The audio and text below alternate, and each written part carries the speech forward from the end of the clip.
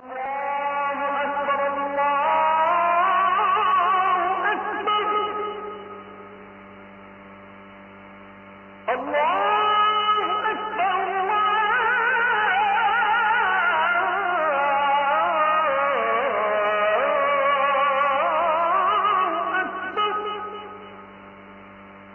আপনাকে দর্শকদের পাঠানো বেশ কয়েকটা প্রশ্ন করব আজকের টপিকের উপর। প্রথম প্রশ্ন, সেটা হলো, যদি আল্লাহ সবার ভাগ্য ঠিক করে দেন, তারপর আমি যদি কোনো পাপ করি, এখন দোষ দেব কাকে?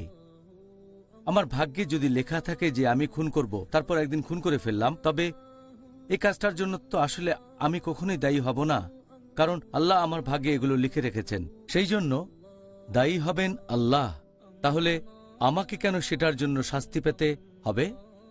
এখন আপনার এই প্রশ্নটার উত্তর যদি বলতে হয়, এটা বেশ কমন প্রশ্ন, অনেকেই করে থাকে, বিশেষ করে অমুসলিমরা, যে আল্লাহ সুবহানাহু ওয়া তাআলা ভাগ্য ঠিক করে দিয়েছেন, আর এটা বোঝা একটু কঠিন।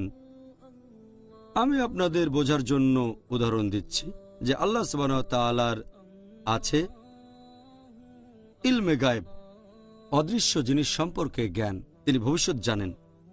একটা উদাহরণ দিই, ধরেন একটা ক্লাসে একজন টিচার আছেন যিনি ছাত্রদের পড়ান। 1 বছর যাওয়ার পরে, পরীক্ষা শুরু হওয়ার আগে, টিচার অনুমান করলেন যে এই ছেলেটা পরীক্ষায় ফার্স্ট ক্লাস ফার্স্ট হবে, এই ছেলেটা সেকেন্ড ক্লাস পাবে, এই ছেলেটা পরীক্ষায় ফেল করবে। যখন পরীক্ষা হয়ে গেল, তারপর রেজাল্ট বের হলো, ছাত্র এ ফার্স্ট ক্লাস ফার্স্ট হলো, ছাত্র বি পেল সেকেন্ড ক্লাস, ছাত্র সি ফেল করলো। এখন আমি আপনাদের প্রশ্ন করি যে যেহেতু টিচার আগে অনুমান করেছিলেন ছাত্র সি পরীক্ষায় ফেল করবে, এখন ছাত্র সি কি এটা বলতে পারবে যে টিচার অনুমান করেছিলেন বলেই আমি পরীক্ষায় ফেল করেছি? আমরাও জানি ব্যাপারটা এমন না। টিচার অনুমান করেছেন যে ছাত্র এ ফার্স্ট ক্লাস ফার্স্ট হবে, কারণ তিনি জানতেন এই ছেলেটা পড়াশোনা করে আর সে মেধাবী। ছাত্র বি সে হলো অ্যাভারেজ।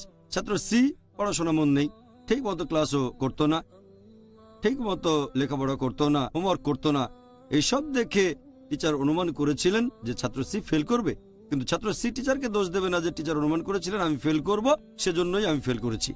ফেল করার জন্য ছাত্র সি দায়ী। একইভাবে আল্লাহ সুবহানাহু ওয়া তাআলার আছে ইলমে গায়েব। যেমন ধরেন, কোন একজন মানুষ একটা রাস্তার মোড়ে আসলো, সেখান থেকে 5টা রাস্তা 5 দিকে গেছে, রোড 1 2 3 4 5। তার স্বাধীন ইচ্ছা আছে, সে যে কোনো রাস্তা যেতে পারে, সে বেছে নিল রোড 3 নাম্বার। এখন আল্লাহ তার নিয়তে লিখে রেখেছেন সে 3 নাম্বার রোডে যাবে। ব্যাপারটা এমন না যে আল্লাহ লিখে রেখেছেন বলেই সে এই রাস্তায় যাচ্ছে, আসলে সেরকম না। যেহেতু সে 3 নাম্বার রুট বেছে নেবে, তাই আল্লাহ তাআলা আগে থেকেই লিখে রেখেছেন, কারণ আল্লাহর আছে ইলমে গায়েব। যেভাবে টিচার অনুমান করেছিলেন, এখানে আল্লাহ জানেন লোকটার স্বাধীন ইচ্ছা আছে, সে যে কোনো রাস্তা বেছে নিতে পারে, 5টা রাস্তার মধ্যে যে কোনোটা, কিন্তু গেল 3 নম্বর রোডে। আল্লাহ আগে থেকে জানেন লোকটা 3 নম্বর রোডেই যাবে, সেজন্য আল্লাহ তার তকদিরে লিখে রাখলেন সে যাবে 3 নম্বর রোডে। এরপর 3 নম্বর রাস্তা দিয়ে যাচ্ছে, কিছুক্ষণ পরে আরেকটা মোড়ের সামনে আসলো, 1 2 3 নম্বর রাস্তা বেছে নিল। যেহেতু সে 3 নম্বর রাস্তা বেছে নেবে, আল্লাহ এটা আগে থেকে জানতেন, তারা ইলমে গায়েব। আল্লাহ লিখলেন কিছুক্ষণ সময় পরে লোকটা আরেকটা মোড়ে আসবে, আর সে লোকটা আবার 3 নম্বর রাস্তাটা বেছে নেবে। ব্যাপারটা এমন না যে আল্লাহ তার তকদিরে লিখেছেন 3 নম্বর রাস্তায় যাবে, এজন্যই সে 3 নম্বর রাস্তায় যাচ্ছে। যেহেতু সে 3 নম্বর রাস্তায় যাবে, আল্লাহ আগেই লিখে রেখেছেন। এটা বোঝা একটু কঠিন, তবে আল্লাহ তাআলার রয়েছে ইলমে গায়েব। একইভাবে একজন লোক যদি জীবিকা উপার্জন করতে চায়, তার সামনে অনেক উপায় আছে। হয় সে চেষ্টা করে যেতে পারে, পরিশ্রম করতে পারে, কোনো সৎ কাজ করে টাকা উপার্জন করতে পারে, অথবা ডাকাতি করতে পারে, চুরি করতে পারে। এটা তার ইচ্ছা, সে ঠিক করলো সে চুরি করবে।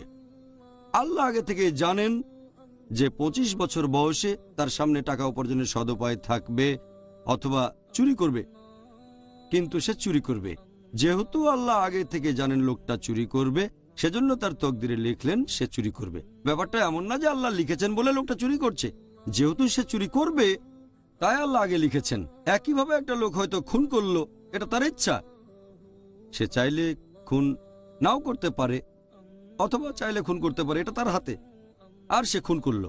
এখানে দোষটা কার? দোষ সেই মানুষটার। তাহলে আমরা বুঝতে পারছি যে আল্লাহর আছে ইলমে গায়েব, আর সেজন্যই উর্দুতে একটা কথা আছে, একটা শায়ের আল্লামা ইকবালের, বলা হয়েছে खुद ही को कर इतना बुलंद कि हर तकदीर के पहले खुदा अपने बंदे से खुद पूछे बता तेरी रजा क्या है। যার মানে নিজেকে এতই মহান করে তোলো যে আল্লাহ তোমার নিয়ত লেখার আগে তোমাকে জিজ্ঞেস করবেন তোমার ইচ্ছাটা কি। আপনাকে অনেক অনেক ধন্যবাদ। আপনি খুব সুন্দরভাবে ব্যাখ্যা করেছেন। আশা করি আমাদের প্রশ্নকারী আর অন্যান্য দর্শকরাও এই ব্যাপারটা খুব ভালোভাবে বুঝতে পেরেছেন।